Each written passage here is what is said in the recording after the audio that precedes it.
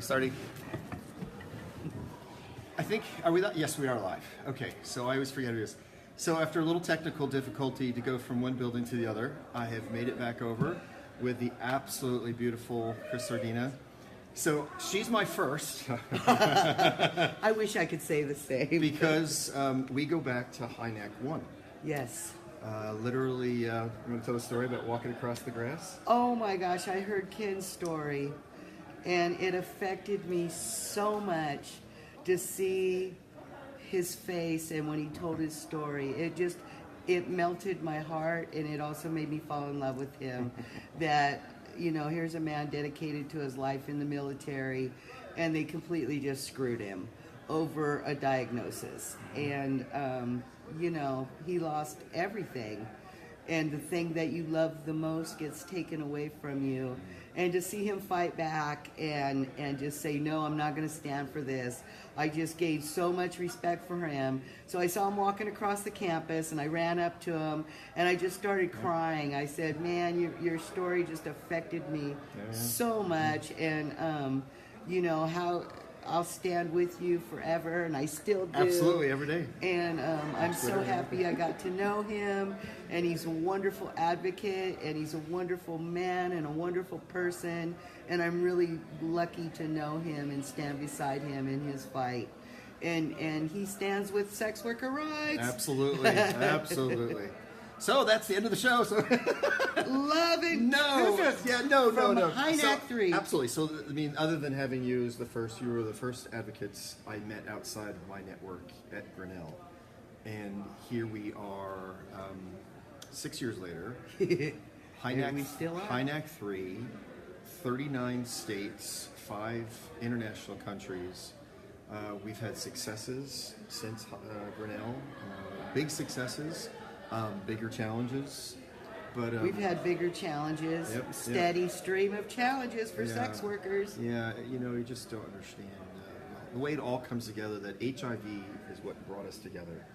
But if people were listening and watching earlier, the way Nana was able to describe is something we've been talking about for this HINAC is HIV is what brought us here. All of the other issues are no less important. Right. They all intersect through the stigma, the fear, the injustice, the discrimination, the prejudice. I mean, there are so many, sadly, adjectives to describe what's it like living with HIV. And that's the thing that really drew me to HINAC, the first HINAC. I walked in just beaten down, I was tired, I was ready to quit, Desiree Alliance, and I was just so tired. And because, you know, sex worker rights, we're always in defense mode, we're always fighting something, criminalization against us or stigma. And one of the things that really drew me to HINAC, I mean, I went in as a broken woman and came out dancing 3 feet above the air. It just rejuvenated me. It changed my life. And the thing that really struck me was how much commonality we all had. And it really brought me back to the AIDS epidemic in the 80s, where I feel like sex workers are right now. Right. Where, you know, they're just trying to wipe us out and annihilate us. Right. And so that's one of the things that HINAC, you know, and then I became a volunteer, and I still volunteer, and I'm on every committee, and you know, I've never met such a wonderful group of people in my life. I mean, just seriously, I love them, and the, you know, the strength that I draw off of people here attending. Because we're all fighting criminalization in one way or another. I mean, and it's bad. Criminalization is bad. Yeah. But I'm not going to say it again. It is about HIV. Whether, you know, most of us here obviously are people living with HIV, or we have our HIV negative allies that take all kinds of flavors, shapes, and colors, partners of, you know, people who work around others that have HIV, people who support others living with HIV. The community and the network. That's what, is the backbone. I will tell you, like I've told people about Sean, and others like you. I think I got a bulk of my energy to stay alive by going to Grinnell. Me too. I knew I was pissed off. I knew I always said, and I will always say, a guilty man does not invite scrutiny. And please remember those words. A guilty man does not invite scrutiny. I am an open book. I have been that way, and I thought I was alone. Even though I have a family member when I was younger. I had a family member early on in the virus when it broke out in New York City. I was one of the first 5 to die. I remember that as a child, so it's been around my life in an open discussion. It happened, but then for it to happen to me, and then to be criminalized just because I have a virus, it was the network and the people that came together at Grinnell and now continue at HINAC3 that really did it. I saw you go through some very hard times. I really did. I saw you from Grinnell to Alabama.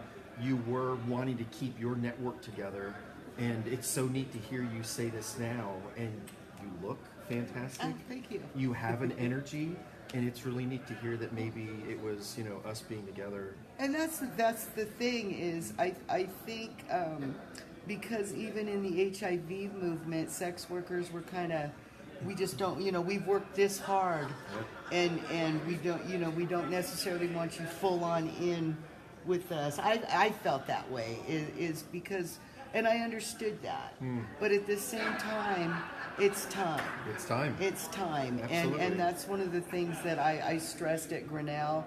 And because of Grinnell, and sex workers were on the front minds of those advocating in California to get those laws changed, the enhancement laws. The sex workers were at the forefront of advocates in Colorado. And so, they went in to change the laws with sex workers in their hearts and their minds. And I think, because I made sure that, at the first HINAC that you cannot ignore us any longer. Right. We're here. We're being criminalized. We're being stigmatized. We're dying because of the violence against us and the laws and how law enforcement treats us. So that was something that I took away from the first HINAC and the second one, and I'm definitely going to take it away from the third. No, absolutely. Everybody has sex. And exactly. The nation has stopped teaching sex. We still ignore sex. We still stigmatize sex, but God damn, we enjoy sex. But and we just sell can't- it. Yeah, we sell it all over the media. Yeah, we just but can't we just get can't past- sell it on the That's street. Right. There's this hurdle of the idea that it's hard to admit that we like sex. Yes. And with sex comes responsibility. And with sex should not come fear of prosecution or fear from incarceration or fear from murder and death. I mean, these are the most serious issues that, again, HIV has brought together, the sex work community has brought together, and you are, you're just special. So go show your movie. Go show your movie. Bye, guys. Grab somebody else if they want to come in. I will. Yeah, absolutely. Thank you for coming on there. I see Ed and Karen. That's wonderful. So the intent of this was to really kind of just break away from what we were doing at the opening session. And then really today was day one, a lot of travel. People, there's weather and travel isn't easy. And why do they want to be here? Many people want to try to be here. We try to fundraise as best we can to get as many people here as possible and expend all the money. That's what it's for. We have an incredible host committee.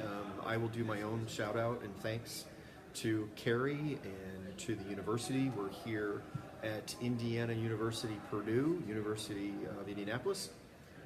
It's a beautiful facility.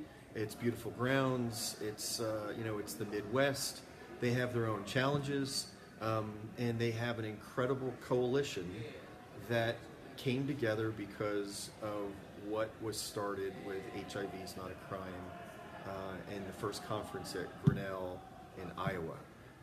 And of course, the great successes that we had initially right out of Iowa with Nick Rhodes and Tammy Haught, who is the conference coordinator, leading the charge to get the bill and the laws modernized. The terrible, dreadful sex offender registration that is attached to HIV criminalization, regardless of sex, regardless if it was two adults or anybody having consensual sex. The laws, were out there, and they continue to punish. So we're going to try to grab people as we come by and just get a flavor. People, after a long day, we've broken up. Cris is running over to do a great airing of a wonderful movie that's been made. People are trying to get settled in their rooms tonight. I'm just looking at this door over here that I have for folks to come over. I'm going to try to grab a really good friend from Louisiana. Hey, Louisiana! It's your turn to get interviewed. It's your turn to get interviewed. And get Robert interviewed. Come on. Hold on 1 second. Okay. Yep. I'm just grabbing people and gonna have fun. There's Jeff Potts. Hi, Jeff. We're grabbing people as they've broken up and just to get our talk. Come on, our daily hug. You did one of your first interviews with me, for me, and we're just doing a little live session after our first day. Want to tell everybody who you are and where you're from? I'm Dorian-Gray Alexander. I'm from New Orleans, Louisiana. You want me to look there or look here? You can look. You can look wherever you'd like. So Dorian has his own show, and Dorian is part of the leadership movement down. Okay, absolutely. Down in the leadership movement in Louisiana. That's right. Which is another tough state in the South, and it is about education. So today we were just I was doing this kind of like really nonchalant on the street, sitting down. How was the day? The day was good, man. I'm here as part of the BULI, the Black United Leadership Institute. Yep. And it was a really good experience for us. Yeah, well, that's right. So that's a good tagline for me to remind people. For the first time ever, we had a pre-conference as a part of HIV is Not a Crime. And it is, Robert and I were talking about it, how incredibly powerful and special and, inaugural to allow, our friends and family and mentors in the Black community to come together and be together and talk and celebrate your challenges, your successes, your feelings, and then literally part of the HIV movement. It is HIV that brought us together, and I said this a second ago with Cris Sardina. It's a shared experience. HIV is the core that has brought us all together, and it does not diminish the challenges of the Black community, the Latino community, the immigrant community, the gay community. It literally, sadly, I said this in Alabama, HIV is the most loving thing on the planet. It has no prejudice. It doesn't care about your economics. It doesn't care about anything. It loves us. But yet we still find ways to differentiate and other each other. Exactly. HIV doesn't do that. No. So even in our community, we are growing to bring ourselves closer and closer together so we can fight as one. Fight as one. No one's struggle is less. No one's struggle is more. And also to share that information because it helps to not reinvent the wheel. Absolutely. And also each group will have its own unique ways of trying to approach needs and also specialness. Right. So yeah. So let me ask you, since we're going to kind of do how your day was, is there any one thing you are looking forward to here? Is there something that you want to take away? Is there something unique? You want to take it all in? Is there anything? I want to take it all in. This is my third time, and so each time that I've come, I've gotten more inspired, and also I go back, and then there's more work that we do. Right. So it's like we're right at the precipice of being more cohesive. Yep. We had some legislative challenges and also some wins. Yep. We learned a lot because things happen. Yeah. Things happen, and those legislators move so fast. Yep. And it's like, okay. Yep. And if you're not there, you miss an opportunity. And if you're not there, that's right. you will miss the train. Yeah, you really will. Because the train moves on. Yep. I mean, that's something that's unique with us. It's unique with the HIV community that we share those lessons that you want to be part of it. You're going to work. You're going to get there. You're going to bird dog them. You're going to talk to them. You're going to make yourself available. You're going to find volunteers, make those phone calls, show up at a street corner somewhere where they're having something. That's right. Yep. Show up there, and always with the goal of trying to get them on the record to commit to something. Yes. Yeah. And to phrase your questions in ways to get them to make a commit. Yep.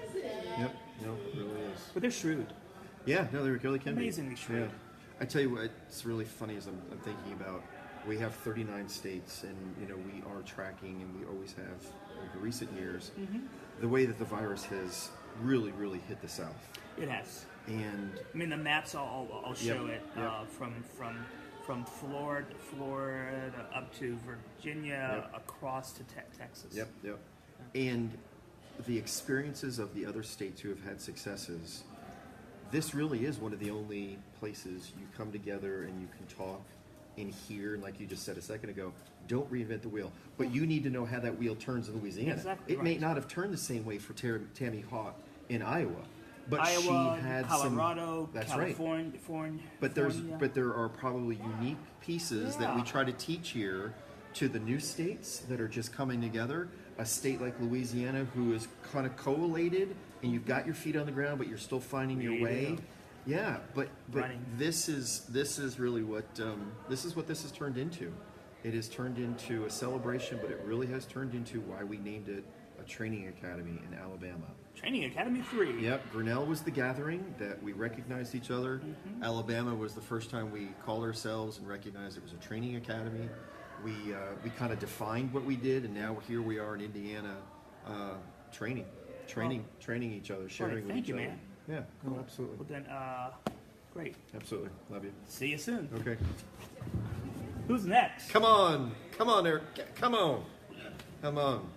This is a unique one for me because there's a brother in fight here with the military, Mr. Reggie. All right. This is what we're doing. We're just hanging out, having a good conversation on the couch. So there's not many on, but the people that are there, let them know who you are, where you're from. I'm Reggie Dunbar, second from Atlanta, Georgia. And what is the commonality between us? Commonality is that we both served in the military. Absolutely. Yep. Yeah, back in the good old days. Back in the day, I swear. Some days it doesn't seem like it was that long ago. It was. Yeah, and I was back in '72. I was actually stationed here at Fort Ben Harrison. Really? Yes. Oh my God. Yes. Wow. In '72. 1972. My God. So this is your second? You were in Alabama. Yes. Yep. Yes. So like I did with Julie and everything. So it was really kind of like today's the day, the travel day. We just had our opening. How was the day? I mean, literally about anything, but it's about coming here. Yeah. Well, it was a little exhausting getting here. Yep. But the thing about it is when you have advocacy, when you have a fight inside of you, you put that in a second position and you say, hey, you got to get there, got to see. You want to connect with the people that you had met earlier and develop those relationships and put some teeth into those relationships and see where things are going. Yep. So just because this is neat for you and I to have a chance to be seen together and talk together, we have a unique position that we don't have specific HIV criminalization laws. And in the military, we call them articles under the UCMJ, the Uniform Code of Military Justice. The Congress is our legislature. So like the Georgia legislature, anybody else, that they've written these laws that become criminal statutes. The Congress has never put HIV anywhere in the UCMJ. But we prosecute people living with and serving with HIV in the military, me and others. And they did it via case law. We don't have to get all that. Actually, we're going to have a breakout panel. We are going to talk about the history and why we are so unique. And what our challenges are, that I don't have a specific law I can go after. I've got regulations and culture and things I've got to break down in the military. Reggie has been the fighter maintaining our veterans and access to care for our service members living and serving with HIV. It really has been on the access and the treatment side because there are those unique pieces. I tell you, one of the last things, we don't have to talk about some of the specifics, but it was access to social work. I don't know if you ever knew, when I got diagnosed, I made a very specific choice to go to the Navy for my care. Because in Washington, D.C., I could go to Walter Reed or go to Bethesda. I went to Bethesda because the Navy, actually at the time, and still the only ones, they embraced group therapy. Sitting down and realizing that you're not alone, you're not going to die, you can continue to serve, you're okay. And they were the only ones that did that, and I made that choice to go. And then years later, you taught me about the struggles at the VA side for HIV-positive service members and veterans to get in. Yep. And, you know, people don't understand that challenge. I don't know if there's anything you even want to talk about. Well, the challenge for veterans that are living with HIV are not near as medical as they are supportive services. You know, if you're a veteran that qualifies to go to the VA system, you know, you can get your meds, you can get your counseling, you can get your therapies, etc.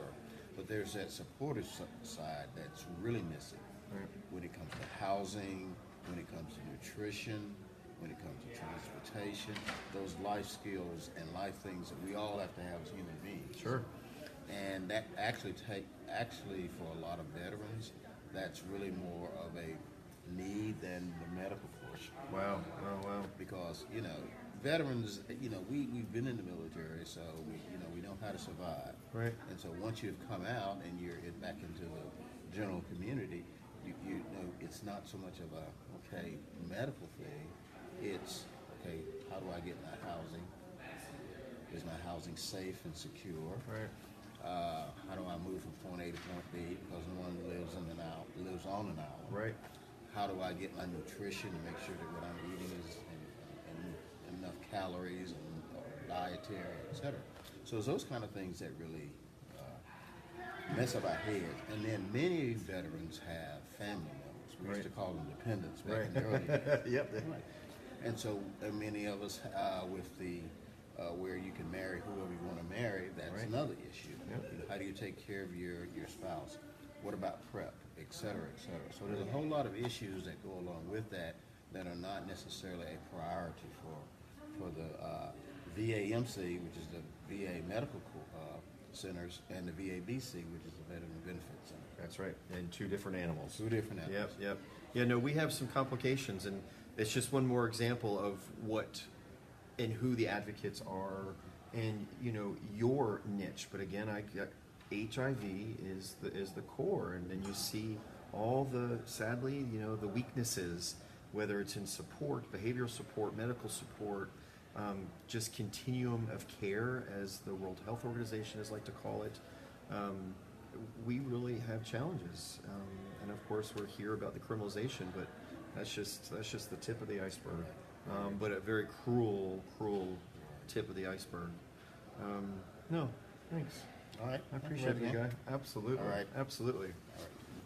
Come on, sit and talk. Sit and talk. I love it. Come on down. You done got all pretty for you. Oh. Prettier. Uh-oh. And I'm all sweaty and shiny on the camera. He picking on me. He picking on me. Putting that pretty lipstick.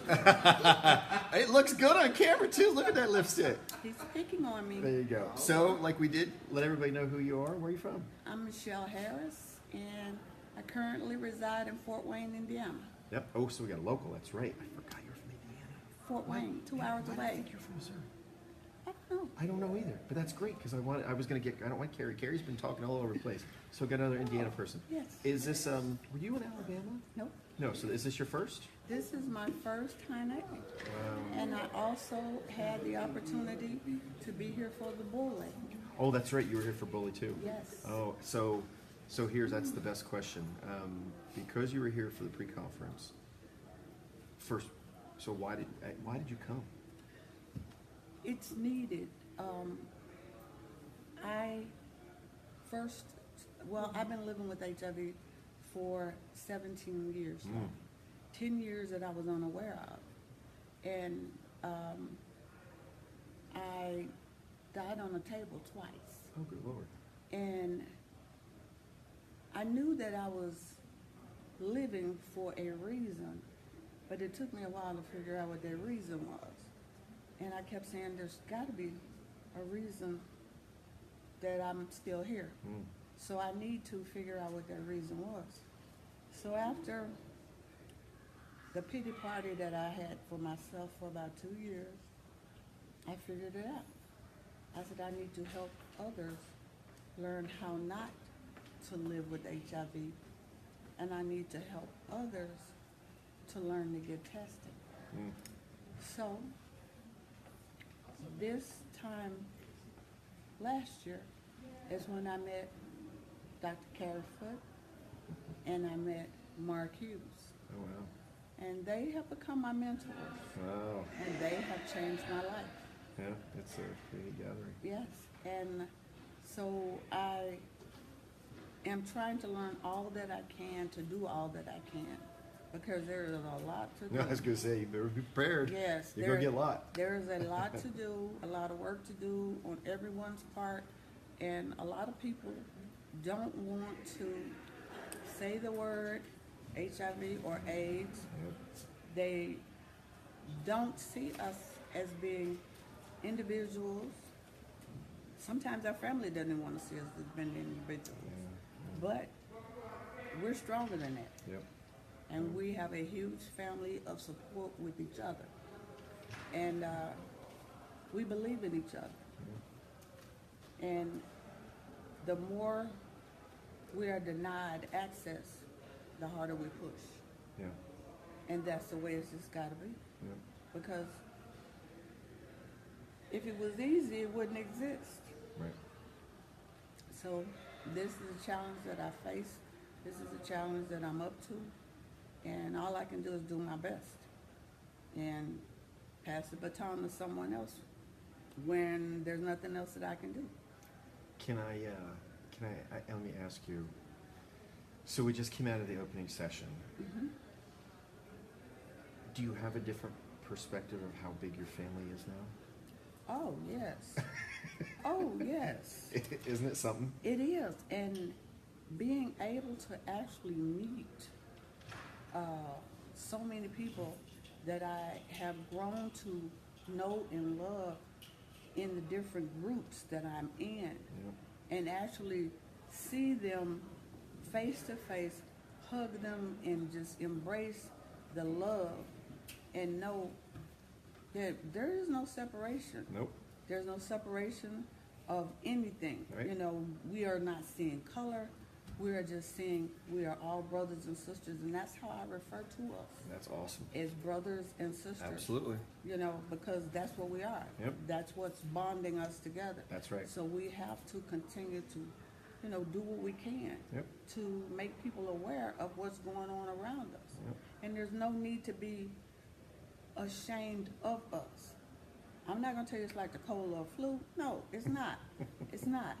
But, you know, with treatment and love, you can conquer almost anything. Yeah. You know, and you have to just respect what those people have sacrificed before us. Yeah.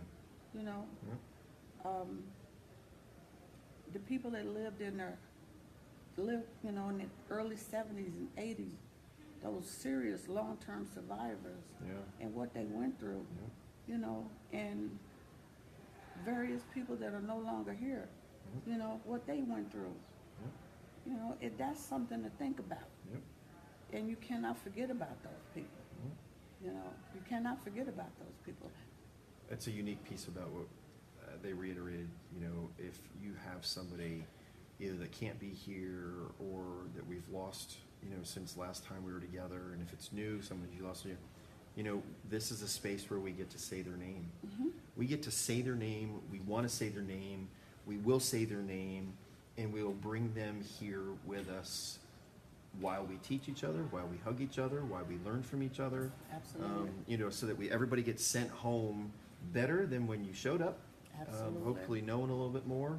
Absolutely. So the basic question is kind of really, how was your day? My day was fantastic.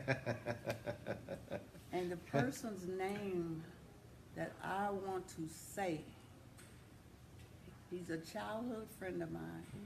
We grew up together, and I love him dearly. Alfred Henry Alfred Henry. of Memphis, Tennessee. Yeah.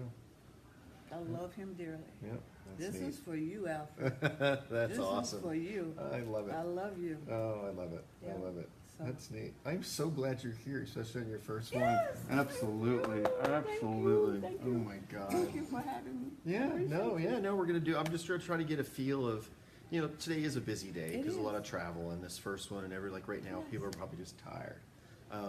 But, you know, especially tomorrow night after the first full day and you see how much is out there, but you start to hear, that's all I want to do. That's what we thought. At the end of the day, nothing, this is nonchalant, find a couch and let's just talk and say, hey, how was it? Yeah. You know, All of the people from all of the other countries isn't that amazing? in it, the flags that were up there, I Yeah. had no idea. Yeah, And it's like, wow, yeah. really. okay, Yep. this is needed, and it's desperately needed. Yeah. And in whatever way we can give support and help to them, Yeah. we need to. Oh yeah. No, we will. They're gonna get it. Mm-hmm. So my radio interviewee, you can't go nowhere because I get to do you. Oh, you interviewed me. Ooh, come on. It's just Facebook. It's not like it's NBC. But it can be. But it can be. Come can be. on. I love you. Thank you so much I love for you being too. here. I love you too. Oh my gosh. It's a neat week. It is a great week. Yeah. It's it is. going to be a Absolutely. better week. Come on, Davina. Come on. Come on, Davina. Please. Come please, on, Davina. Please. Come on, Davina.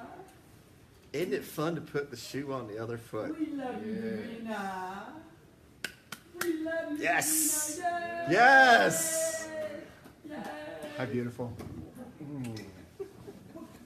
But it's just a couch. It's not you in the house privately where no one can see you. I'm just thinking that. So we're gonna do like we did before. Who are you and where are you from? My name is Davina Connor, and I'm from originally from California. Southern Are you from? California? I didn't know that. Born and raised. Really? Yeah, I left California, moved to Las Vegas, lived 10.5 years, and then moved to Denver. I didn't know that. Yeah, Oh wow. I've been in Denver for 3 years. Were you with us in Alabama? No. No. So this is first. And the bully. You came in for the bully. You've been here the time. That's pretty freaking amazing, isn't it? It was nice. Robert and I had to take him to Walmart to get some stuff. And, you know, Robert and I have a very different relationship. You know, both criminalized, both spent time in jail, both lost everything. And here we are together trying to do this. And it's cathartic for us. People think it's for me to give back. And I asked him, I said, so what happened? You know, I was like, how was it? I wanted to know. And it was, you know, then he wanted to know my feeling about it. How was it? I mean, it is, I mean, you guys do, I mean, I'm just saying this because I'm like, realize this is a first. It was the first. And it's sad that it had to be the first, but isn't it amazing? I love it that it was here. It was inspiring. Yeah. Just to have 50 people of color in one room, all diagnosed with HIV. Doesn't it sound weird though to think that that And hasn't happened? No, Isn't but it? for the same thing. Yep. Yep. You know, Yep. it was beautiful. Yeah. That's the only way that I can explain it. Yep. Just listening to everybody's perspective and how they feel on HIV criminalization, just on all all issues regarding HIV mass incarceration, just blacks in the community. So it was just a strong group of people. Yeah, it really was. To be on, not to say this, but to be on the outside, knowing to be a part of enabling it to happen. And it was just because there's it to happen. And who knows, who cares? Because it's over now, because it's happened.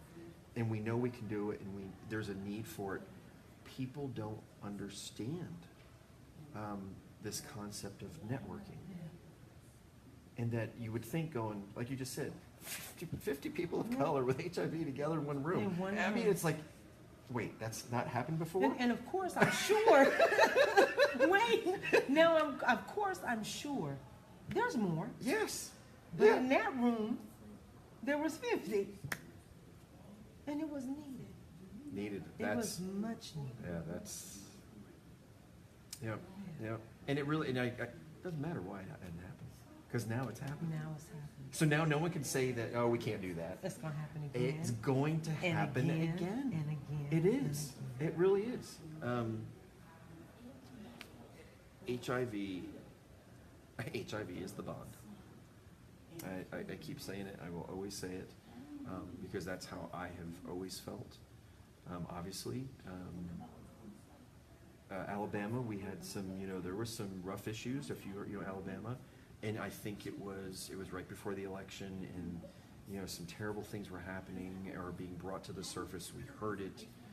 The political climate does affect all of us, and this is the reaction. And the HIV community brought it together. Isn't that crazy? I mean, if you think about it, the people who are largely marginalized, our own challenges, other people have other diseases, diabetes and other things that are daily a challenge, but it's still amazing that these three letters and the stigma and prejudice and discrimination that just... Yeah, but those three letters brings a community of people. It's a bond, that That's right. I don't think anybody can really understand, especially for those that are newly diagnosed. Yep. They need something like this. They need a space like this. You heard what Sean said. Yeah. I mean, I go back to that because that man has said this and he has continued to say it, and now we finally get to see things like this come to fruition. The newly diagnosed, sure, they need access to meds, but they need someone else living with the disease to hug them and make sure they know you are not alone, you are not going to die, this is what we're going to do together, and not to be left alone. I met a young man today. There's a young man here in Indiana. His family is disowned him. This kid is living in a car. I mean, for no other reason. No other reason other than living with HIV. People don't believe these things happen until it happens to them. And unless it happens to me, Americans, See, I will. those are the things that really gets to me. Mhm. Just hearing about the people's families that are pushing them away and the friends that are pushing them away. And I always tell people,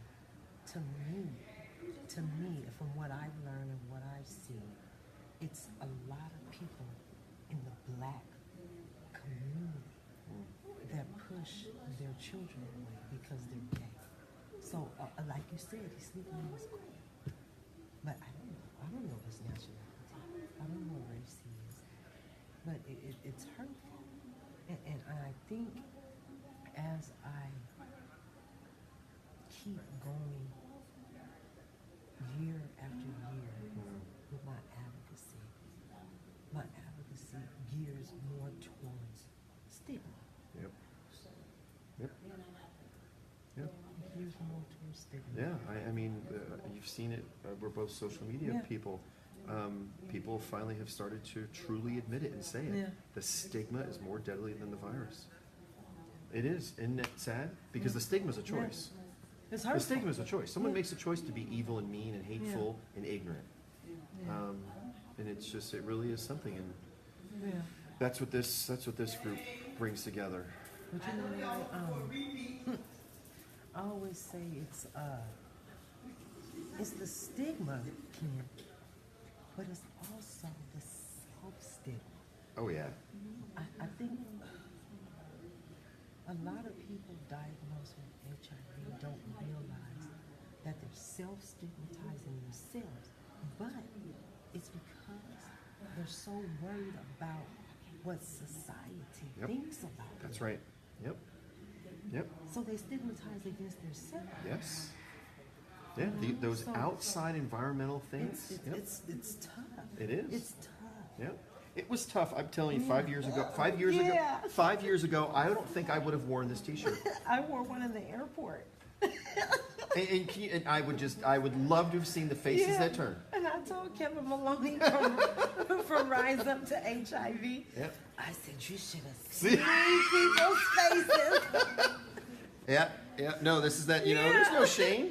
If There's you no could have shame. seen people's faces, you could see their eyes going back and forth, back Yeah. and forth, back Yeah. and forth. He said, nobody said anything. I said, no, but I bet you they wanted to. Oh yeah. Yeah. Didn't say a word. That's, I'm sitting there snapping pictures with my shirt on. oh, I can see you doing that too. I can see that. So so the the kind of like this. It's a long day. You've been here for a few days already with the bully, but today's is kickoff when people are coming in. How was the day? It's nice. Because sometimes at these conferences and at these trainings that you go to, Yeah. you're not able to see certain people Great. until you come here to one of these places. It's the first time you and I have done face to face. Was here. Yep. First time. Yep. Yep. But then when you see somebody, it's like you already know them. I already know you. Absolutely. Then you hug them, Yep. and you don't want to let The go. bond is made. You know, we Yeah. already brought together, but Yeah. once you finally, that human, I mean, we are animals, and that touch, that sense of you are real, you're there, I can feel you. I don't know if you ever watched the movie Avatar, Yeah. and the beautiful thing that they incorporated with that species on that planet, I see you. Do you remember that? That was I see you, and what it meant to say. What it meant to say, I see you. I see you, and how we come together. Sometimes it's only every 2 years now, but sometimes this is the only opportunity for people living with HIV. They may have their own little groups, but the sense that they find that they're seen and loved by 39 other states, 5 other countries. Some of them probably had no idea when they heard Edwin Bernard talking about this worldwide and global movement, that you really are part of the international world community and tribe.